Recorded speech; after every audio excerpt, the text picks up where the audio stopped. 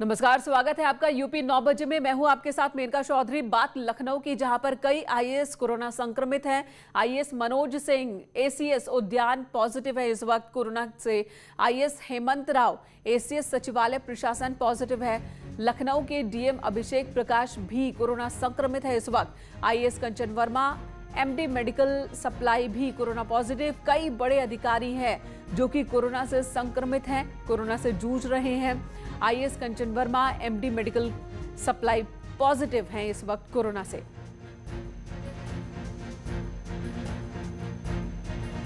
देश की तरफ प्रदेश में भी कोरोना के मामले लगातार बढ़ रहे हैं। लखनऊ की बात करें तो उत्तर प्रदेश में सबसे ज्यादा मामले लखनऊ में ही हैं और वीवीआईपीज भी इससे नहीं बच रहे। अधिकारी भी कई कोरोना पॉजिटिव इस वक्त। यूपी का कोरोना अपडेट आपको बता देते हैं। यूपी में 24 घंटे में कोरोना के 27,426 नए केस सामने आए। यूपी में 24 घंटे में कोरोना से 103 लोगों की जान चली गई।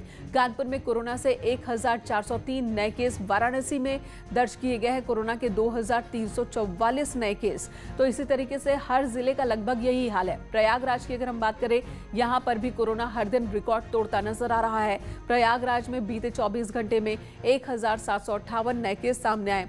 तो लखनऊ में कोरोना से 35 लोगों की मौत हुई है। लखनऊ में कोरोना के 6,598 सबसे ज्यादा केस राजधानी लखनऊ में ही।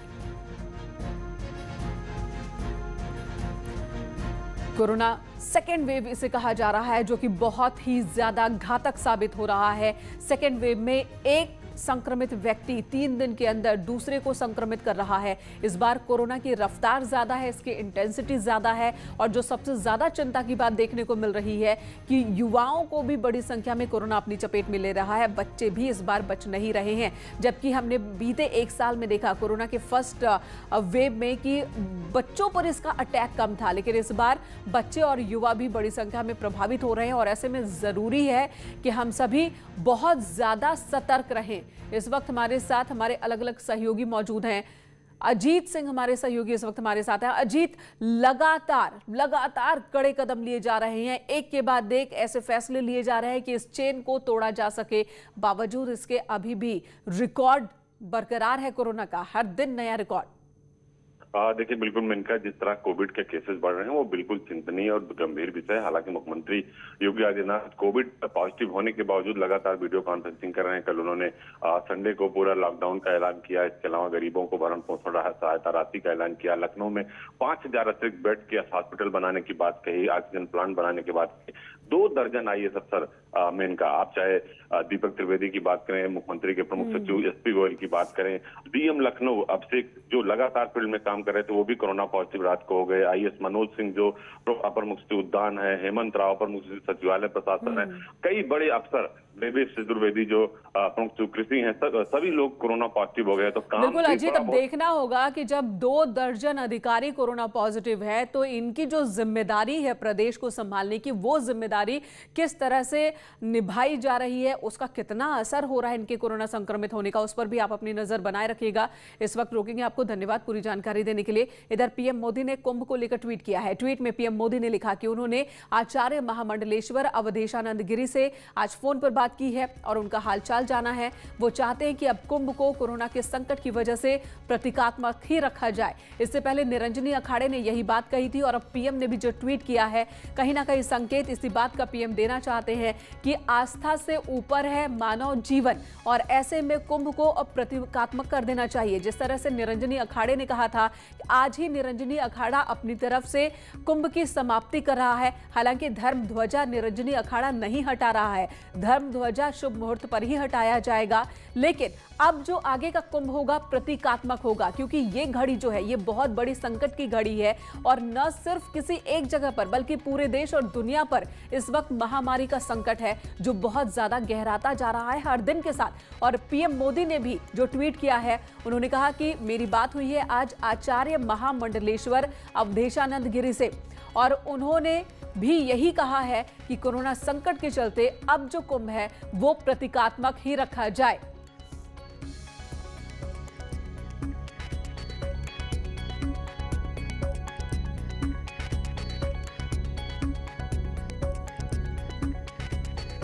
तो पीएम मोदी ने कुंभ खत्म करने की अपील की है। उन्होंने कहा कि अभी तक जो 3 शाही स्नान हैं वो संपन्न हो चुके हैं और इस संकट की घड़ी में हमें सबको मिलकर लड़ना है, तभी ताकत मिलेगी और इसके लिए जरूरी है कि अब कुंभ जो है वो प्रतीकात्मक हो। पवन गौड़ हमारे सहयोगी इस वक्त हमारे साथ मौजूद है। पवन, कब बातचीत हुई? पीएम मोदी ने ट्वीट में और क्या लिखा है, किस तरह की बातचीत हुई?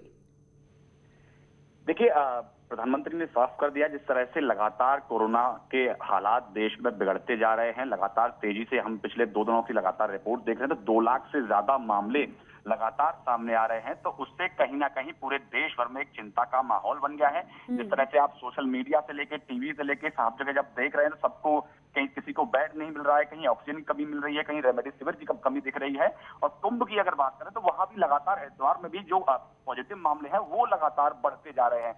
तो ये अपने आप में एक चिंता का विषय बन गया था। इसको लेकर प्रधानमंत्री ने तमाम संतों से बातचीत, स्वामी अवधेशानंद गिरी जी से बातचीत की और उन्होंने कहा कि इस तरह से संत पूरे आयोजन का में सपोर्ट कर रहे हैं, वो बहुत महत्वपूर्ण है। इसके लिए संतों का आभार व्यक्त किया। साथ साथ उन्होंने ये रिक्वेस्ट भी की, क्योंकि अब ज्यादातर जो शाही स्नान हैं वो हो चुके हैं, अब जो बाकी का जो कुंभ है, क्योंकि लगातार जो कोरोना संक्रमित हैं वो बढ़ते जा रहे हैं, इसलिए बाकी बिल्कुल। पवन, क्या लगता है का पीएम मोदी की इस अपील का असर होगा संतों पे? क्योंकि निरंजनी अखाड़े ने तो समाप्ति का ऐलान कर दिया, आज उनकी तरफ से कुंभ समाप्त हो रहा है, लेकिन बाकी के जो 11 अखाड़े हैं वो निरंजनी अखाड़े के खिलाफ खड़ा है। क्या वो सारे बात मानेंगे पीएम मोदी की? देखिए, जिस तरह से पिछले 2 दिन पहले जो खबर आई निरंजनी अखाड़े से रिलेटेड, उसमें उन्होंने आज कुंभ समाप्ति की घोषणा की है और आज प्रधानमंत्री ने खुद अपील की है।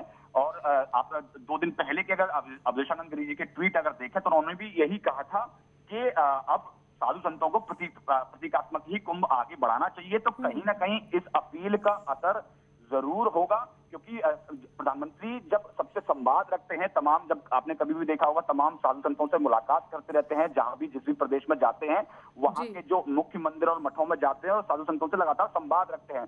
तो प्रधानमंत्री की इस अपील का असर जरूर होगा, ये ऐसी संभावना है, क्योंकि जिस तरह से लगातार माहौल बनता जा रहा है, इस सबकी चिंता साधु संतों के अंदर भी है और कहीं ना कहीं उसी को देखते हुए निरंजनी अखाड़े ने ये बिल्कुल पवन, लगातार ये सवाल भी उठ रहे थे कि जब कोरोना महामारी है तो ऐसे में कुंभ का आयोजन, उत्तराखंड सरकार, हालांकि अभी भी संकेत उत्तराखंड सरकार की ओर से यही है कि कुंभ चलता रहेगा, हमने कल भी सुना, और यही कहना है उनका कि अब तो शाही स्नान निपट चुके हैं, अब जो कुंभ है बहुत ज्यादा भीड़ नहीं है, लोग कम है और मैनेज हो जाएगा, संकेत उत्तराखंड सरकार की ओर से। तो अब जब पीएम ने ये ट्वीट किया है तो क्या ये माने कि उत्तराखंड सरकार भी दिलचस्पी दिखाएगी कुंभ को समाप्त करने की दिशा में? जी बिल्कुल। जब खुद प्रधानमंत्री ने अगर ये पहल की है तो उसके बाद में ये जाहिर है कि उत्तराखंड सरकार भी लगातार वहां के जो लोकल एडमिनिस्ट्रेशन हो या साधु संत, जो जितने भी अखाड़ों के साधु संत हैं, उन सबसे बातचीत करेगी और उन सबको समझाने की कोशिश करेगी। अब यहाँ से आगे, क्योंकि ये 27 अप्रैल को लास्ट शाही स्नान होना है, उसके बाद ये कुंभ समाप्ति की घोषणा होनी थी, तो यहाँ से आगे जो कुंभ चले वो सिर्फ प्रतीकात्मक रह जाए। शाही स्नान भी होना है तो उसको भी सिर्फ कुछ ही लोग जाके एक प्रतीकात्मक तौर पर पूरा करें, जिससे कि भीड़भाड़ ना हो और कोरोना संक्रमण का फैलाव को रोका जा सके। तो ये कहीं ना कहीं इस पूरी अपील का असर साधु संतों से लेके और उत्तराखंड सरकार तक जरूर देखने को मिलेगा। ऐसी उम्मीद है कि आगामी कुछ दिनों में कुंभ समाप्ति की घोषणा हो सकती है। बिल्कुल। और अभी 27 तारीख की अगर हम बात करें तो 10 दिन का वक्त बचा है और ऐसे में जो कोरोना संक्रमितों का आंकड़ा है वो बहुत ज्यादा हो सकता है और हम देख रहे हैं कि बड़ी संख्या में हमारे जो साधु संत हैं वो कोरोना संक्रमित हो रहे हैं, बड़े बड़े अखाड़ों के संत कोरोना संक्रमित हो रहे हैं और जो श्रद्धालु पहुंच रहे हैं वहां पर कहीं ना कहीं उन्हें लेकर भी टेंशन है। और ऐसे में ये एक बड़ी अपील पीएम मोदी की ओर से। अनुपम त्रिवेदी इस वक्त एडिटर उत्तराखंड हमारे साथ जुड़ चुके हैं।